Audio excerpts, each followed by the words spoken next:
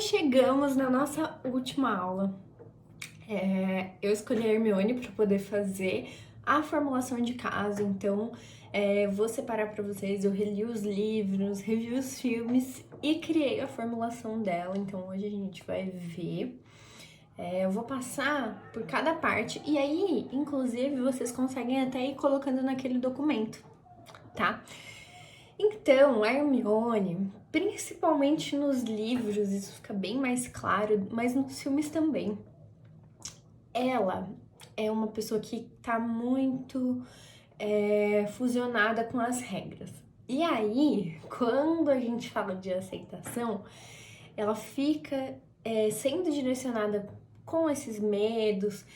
E a partir do momento que ela começa a agir, né, começa a aceitar a situação, começa até nomear aquele que não deve ser nomeado com o nome, ela começa a colocar energia naquilo que ela consegue mudar. Então, todos os problemas, né, ou então até todas as ações do Harry e do Ron, que ela tenta modificar, que ela não aceita, que ela fica brava, a partir do momento que ela desenvolve a aceitação, ela começa a entender, tá, então se eles vão fazer isso e eles são meus amigos, como que eu posso ajudar, né? E aí tem até um momento que eles estão ali depois do Cálice de Fogo, que eles estão decidindo o que fazer, porque o Voldemort retornou e tudo mais. E aí ela fala que eles não podem fazer nada, porque senão eles vão ser expulsos, né? E daí o Harry fala que se ele não fizer alguma coisa, não vai ter Hogwarts pra ele ser expulso. Então, querendo ou não, é bem mais importante lutar contra o Voldemort do que se preocupar se vai ser expulso ou não. E aí, também usei essa frase, tirei essa frase que eu achei ela muito importante, que é o medo do desconhecido que nós tememos quando olhamos para a morte e a escuridão, nada mais. E esse tema da morte, eu acho que ele é muito bem tratado em Harry Potter, mas a gente tem normalmente um receio, né, de lidar com isso, sendo que é a única coisa que a gente sabe que vai acontecer na nossa vida. Então, trabalhar a aceitação nesse ponto é bem importante e acho que os filmes eles trazem isso muito bem. E aí, aceitação e discussão estão assim, né? Porque quando a Hermione ela fica fusionada com as regras, né? De me parece que o correto é tananã, acho melhor fazer isso. Ou então quando ela sempre vai falar alguma coisa que ela sabe, ela fala, é claro que tananã, tananã, tananã. Então é muito engraçado nos livros, todas as vezes que ela é uma chata sabe tudo, ela sempre fala com muita certeza do que ela tá compartilhando de conhecimento. E aí, quando ela se desfusiona, quando ela chama o Voldemort pelo nome, quando ela começa a sair das regras, isso é muito importante, porque a gente começa a entender que ela tá se flexibilizando e isso vai se mostrando ao longo da história. Eu acho isso muito legal, até porque ela que cria a armada de Dumbledore e ela que tem essa iniciativa de juntar todo mundo, de falar pro Harry ajudar o pessoal, então dá pra ver o desenvolvimento dela. E aí, na hora que eu tava explicando não, escrevendo sobre a parte da atenção plena, foi muito engraçado, porque na hora eu lembrei do Vira-Tempo. O Vira-Tempo é um dos principais recursos que ela usa, né, que a Minerva dá pra ela conseguir participar de todas as aulas.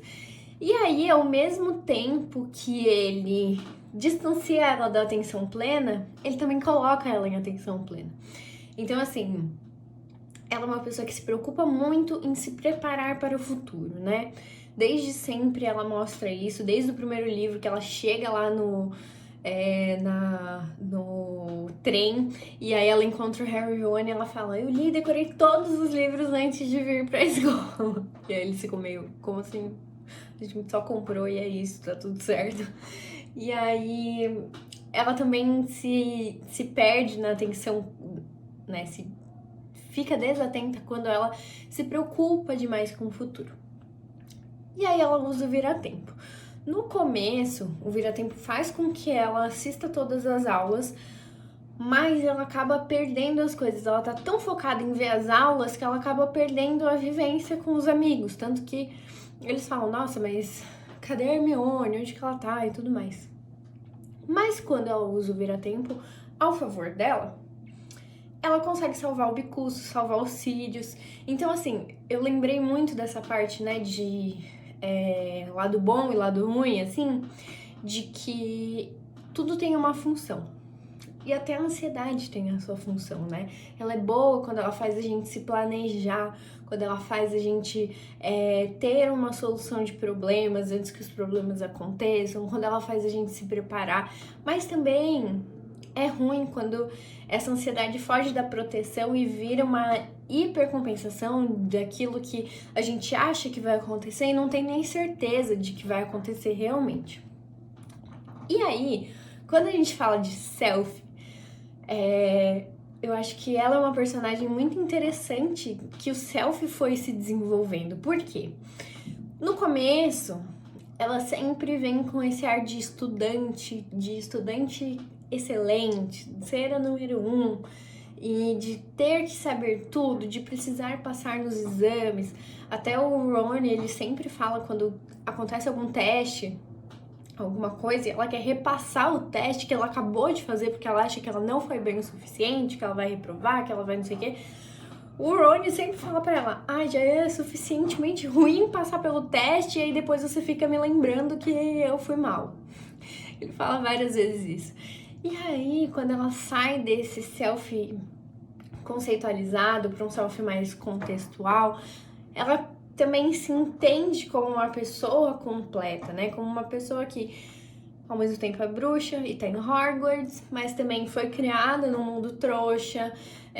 Então ela transita muito bem esses dois mundos, né? E ela consegue se tornar a responsável mesmo se colocando em risco. Então ela usa ali os atributos dela a favor dela, a sabedoria, né, a preocupação que ela tem, mas também para conseguir alcançar coisas que são prioritárias e não só seguir as regras e ficar ali fusionada. E aí tem essa frase que eu achei incrível, que ela fala muito sobre o self, né? São nossas escolhas, mais do que as nossas capacidades, que mostram quem realmente somos. Então, a gente vai se construindo, né? E se modificando a cada dia, e não tem como a gente ter um self conceitualizado a ponto de se achar que cabe em uma caixinha e que vai sempre ser de um jeito, né? A gente sempre tem versões de nós que a gente não conhece ainda porque a gente não viveu certas experiências. Então, eu acho que essa vivência, né, essa busca pelas experiências ajuda muito a Hermione a conseguir encontrar o self dela como um self contextualizado. E aí, quando a gente fala, né, na última parte do Hexaflex sobre valores e ações comprometidas, ela tem diversos valores que ela sempre coloca em prática. Então, principalmente o valor de amizade. Desde que ela vira amiga do Harry e do Ron, ela sempre mente pra poder salvar eles. Ela, enfim, faz muitas coisas por eles. Ela tem o empenho como um valor forte, então por isso que é tão gratificante. Ela passa horas lendo, estudando, até usando o vira-tempo para poder conseguir fazer isso. A sabedoria também é um valor muito forte. Na Pedra Filosofal, no final do livro, ela na hora que eles estão ali passando pelos desafios, ela desvenda um desafio sozinha, que é um desafio de 7 poções do Snape. E ela gosta de desvendar os enigmas, e para ela, ali naquele momento, quando ela desvendou o enigma, para ela tava tudo solucionado e o Harry podia fazer o resto, porque ela já tinha alcançado ali a função que ela tinha naquele momento. Então eu acho que é muito importante isso para ela, essa parte de sabedoria mesmo. E ela também se mostra uma pessoa muito fiel. Fidelidade é um valor muito importante para ela. Ela cria a armada de Dumbledore, ela sempre tá querendo saber sobre a Ordem da Fênix, sempre se coloca à frente para poder proteger aqueles que ela ama. E a maior ação de fidelidade que ela fez foi apagar as memórias dos pais dela para que eles não fossem procurados e não corressem perigo, né? E a justiça é um valor que aparece muito, muito mais nos livros, porque ela funda tipo de uma ONG, assim, um movimento a favor dos elfos domésticos, porque no livro mostra muito mais sobre isso. Os elfos, eles realmente têm o trabalho como se fosse a missão de vida deles. Então, eles têm que servir, eles têm que sempre fazer as coisas. E aí, o Dobby, ele começa a trabalhar na cozinha de Hogwarts, né? E vários elfos sempre fazem as comidas, então não é uma comida que magicamente aparece. No filme eles não explicam isso, né? Infelizmente. Mas daí a Hermione começa a fazer gorrinhos pros elfos irem criando essa liberdade, mesmo que os elfos não gostem e não aprovem essa iniciativa dela.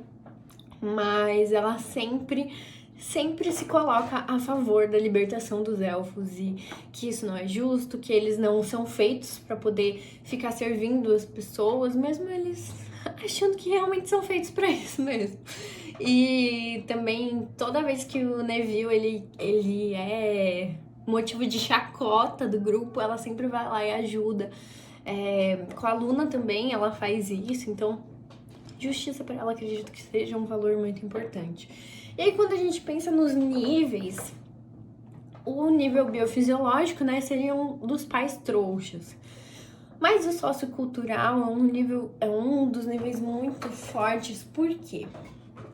Ela é menina, ela é sangue ruim, né? Então ela veio de uma família de trouxas e ela também é da Grifinória, né? A Grifinória também traz características de integrantes da casa, que a lealdade é muito importante. Então, esse nível sociocultural também molda bastante o universo de Harry Potter.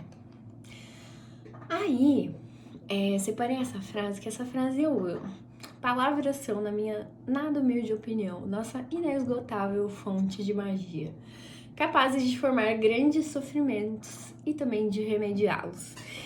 E aí, eu lembrei que, assim, ACT, ela se faz na prática, né? As metáforas, as melhores metáforas, elas se fazem com a experiência. Não vai ser uma metáfora que vai estar escrita em um livro. E esse também essa é uma crítica que eu tenho aos livros que são traduzidos, porque eles não pegam o contexto brasileiro. Muitas vezes a gente tem dificuldade de colocar as metáforas em prática, não porque é difícil usar metáforas, mas porque às vezes elas não fazem sentido. E para fazer sentido, a metáfora ela pode ser criada. Então eu quero aguçar a criatividade de vocês, lembrei a palavra. A criatividade pra gente conseguir fazer metáforas com esses conceitos aqui. Então eu criei algumas sobre o universo de Harry Potter. Primeiro, essa metáfora do diário de Tom Riddle, né? Eu sempre penso no diário, até como a Gina usou, como uma forma de colocar pra fora coisas que você tem medo de falar ou coisas que você não é ouvida. Então, eu acho que é uma metáfora muito legal, inclusive eu até usei essa metáfora, né? De falar pro paciente ter a escrita terapêutica, mas de um modo que seja mais lúdico, de um modo que faça mais sentido, né? Como se ele pudesse usar um diário para poder falar com qualquer outra pessoa, ou inventar uma persona perfeita para ele conversar, uma pessoa que escute ele, que ele possa falar ali todos os dias, todas as angústias e tudo que ele tem. E aí, a parte das poções, né? Tanto das poções da aula do Snape, quanto também da sorte líquida. A gente consegue rastrear muitas queixas falando disso. Até dentro do diário a gente consegue rastrear queixas. Mas as poções, né? Se você tivesse uma poção que solucionasse algum problema, essa poção faria o quê? Ou então, se você tivesse a oportunidade de usar a sorte líquida, como o Ron usou mais ou menos, né? Mas você faria o quê? E a cicatriz também é um ótimo rastreador, por quê? Nos filmes e nos livros, a cicatriz ela dói, né? Ela queima, ela, enfim, arde quando o Voldemort está chegando perto do Harry. Ou quando ele tem uma ideia, quando um plano dele se realiza, enfim. Nossos sentimentos, nossas emoções também funcionam dessa mesma forma, né? As nossas emoções, elas têm a função de nos avisar sobre algo. Cada emoção tem uma função diferente. Então, será que a gente está usando essa função com esse mesmo... com essa mesma sutileza que o Harry usa a dor da cicatriz dele? E eu acho que explicando assim, aceitar as emoções também vai ser mais fácil para os nossos pacientes. E aí, esse slide eu separei muito pra gente falar sobre o self. Se você fosse para Hogwarts e tivesse que colocar o chapéu seletor, qual casa ele te escolheria? Ou então até pensando na história dos 3 irmãos, sobre a pedra, a capa e a varinha. Qual irmão você mais se aproxima de desejo, né? Você iria escolher uma varinha que pudesse fazer todos os feitiços, uma capa da invisibilidade para se esconder do quê, né? Ou então a pedra da ressurreição, para ressurgir o quê, né? Para fazer reviver dos mortos o quê? Eu acho que também esse daí é muito legal, inclusive daria um ótimo exercício para escrita terapêutica. Outras coisas que falam muito sobre o self são: toda vez que você pega um pomo de ouro, né, e aí você recebe ele de volta, ele tem uma mensagem. Então, qual mensagem seria, né? E também o animal, porque cada pessoa pode escolher um animal, uma coruja, um gato, enfim, um sapo igual o do Neville. Qual animal você escolheria e por quê? E aí, quando a gente fala do universo de Harry Potter, muita gente já sabe que os Dementadores, a J.K. Rowling, ela escreveu essa parte dos Dementadores pensando na depressão mesmo, né? Que eles sugam toda a sua energia. Então, daria pra gente perguntar, né? O que suga a energia do paciente, como se fosse um dementador, como se ele não tivesse mais lembranças de felicidade. E qual valor tá sendo ferido na hora que só fica as coisas obscuras, na hora da dor, né? Porque tudo que dói significa que algum valor tá sendo ferido, que alguma coisa que importa está faltando. E aí a gente também pode usar outras frases para poder rastrear valores. Por exemplo, não tenha pena dos mortos, tenha pena dos vivos e, acima de tudo, daqueles que vivem sem. E aí você pode deixar que o paciente termine a frase, ou então até você mesmo pode terminar a frase. Eu acho que é muito legal. E para falar sobre valores, tem tanta coisa no universo de Harry Potter que dá pra falar sobre valores. Eu acho que, inclusive, valores e ações comprometidas são a parte do Hexaflex que eu mais tenho facilidade de criar metáforas. Então, separei algumas aqui. Do vira-tempo, eu penso, né, que se você tivesse um vira-tempo para poder paralisar e voltar no tempo para qualquer situação da sua vida, qualquer coisa que você tenha vivido, você vai escolher uma memória muito significativa, né? Ou então, se você pudesse pegar o carro voador e ir para qualquer lugar do mundo com qualquer pessoa, você vai escolher um lugar significativo, uma companhia significativa. Se você tivesse que escrever, pudesse escrever um pergaminho e enviar para uma pessoa morta ou viva e falar sobre o que você quiser, sobre o que o seu coração mandar, o que você falaria. Ou então até se você entrasse numa batalha e tivesse que escolher um padrinho, né? Uma pessoa que te substituiria na hora que desse algo de errado com você ali na batalha, quem que você escolheria? Porque o patrono a maior simbologia de valores que existe. Se você tivesse que conjurar o patrono para poder se livrar de um dementador, qual memória seria escolhida para poder conjurar esse patrono? Ou então até se você tivesse na frente do espelho de hoje, Sete, e pudesse visualizar a sua vida dos sonhos, os seus desejos mais profundos, o que você visualizaria? E aí nessa parte o Dumbledore até fala, não vale a pena viver sonhando, Harry, e se esquecer de viver. Então, ao mesmo tempo que a gente fala de valores, a gente fala sobre memória, sobre situações hipotéticas que seriam perfeitas. Óbvio que na vida essa perfeição não vai ser alcançada, mas a gente consegue, com ações comprometidas, criar uma vida que seja significativa, uma vida baseada em valores. Então, eu sei que às vezes pode parecer muito lúdico, mas é mais fácil de explicar. E na hora que o paciente for colocar em prática, a gente também pode lembrar dos desafios que a história foi enfrentando, porque nada que é fácil é significativo, né? Se tudo fosse fácil, não teria grande importância, né? Eu sempre falo que muito custa o que muito vale. Então, é justo que coisas significativas exijam ações comprometidas.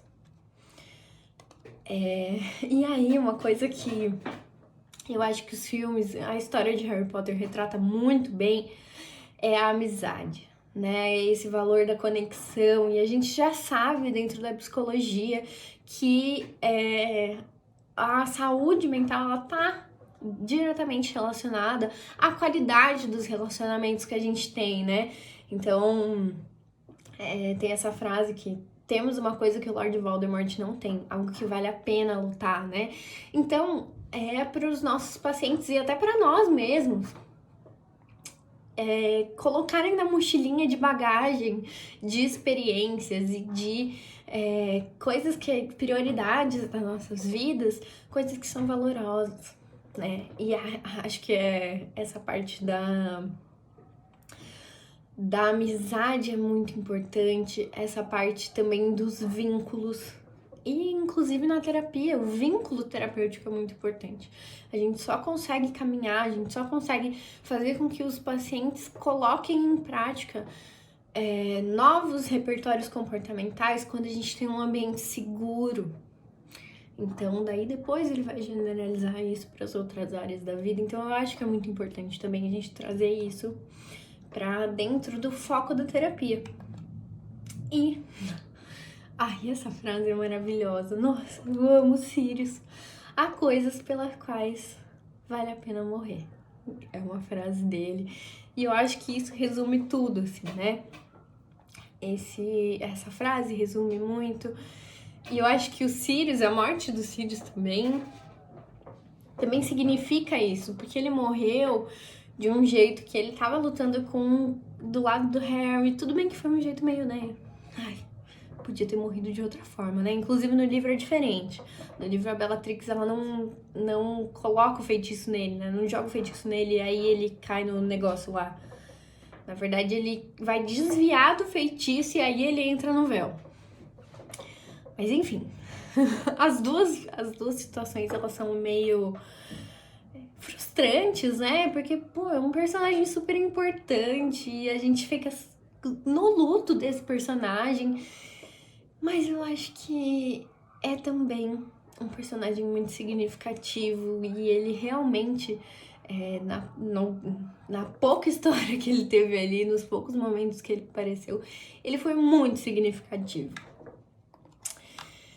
E para poder encerrar essa aula, eu coloquei essa frase do Dumbledore. A felicidade pode ser encontrada mesmo nas horas mais difíceis, se você lembrar de acender a luz. Então, eu encerro por aqui esse englobado de aulas.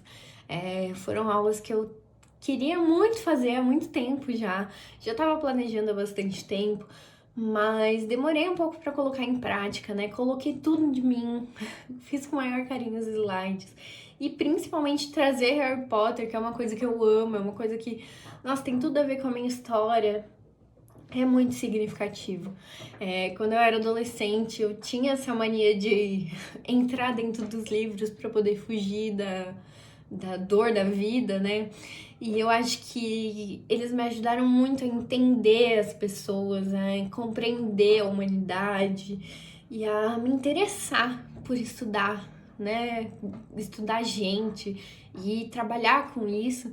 Então, trazer isso é muito significativo, inclusive até quase fiquei presa em regras, em pensamentos aqui da minha mente, porque eu acreditava que Harry Potter seria uma coisa muito adolescente, assim, né, pra se trazer, mas faz parte de quem eu sou e eu descobri que tem muita gente que ama Harry Potter, então é um prazer trazer isso pra vocês e também pra vocês pensarem em coisas que você goste, né, pra poder criar metáforas, se conectar com coisas que o paciente curte, pra poder fazer com que o processo terapêutico use esses elementos. Eu acho que isso é muito importante, de se conectar dessa forma.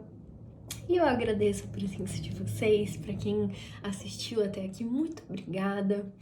Vou ficar muito feliz em ouvir o que você achou das aulas, em ler o seu feedback, então me manda se você gostar. E se você acha que é um conteúdo de qualidade, um conteúdo que é bom para ser compartilhado, por favor, compartilhe, para a gente conseguir ter essa ampliação, né? Para esse conteúdo chegar em mais pessoas.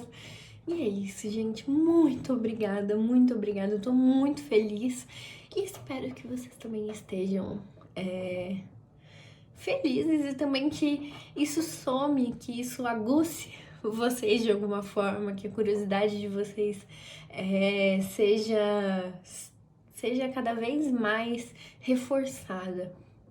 Porque hoje em dia, né, com tanto conteúdo por aí, é muito fácil a gente cair em críticas. E acho que trazer essa autenticidade é muito importante. Então, muito obrigada e até os próximos vídeos que esse canal vai ter.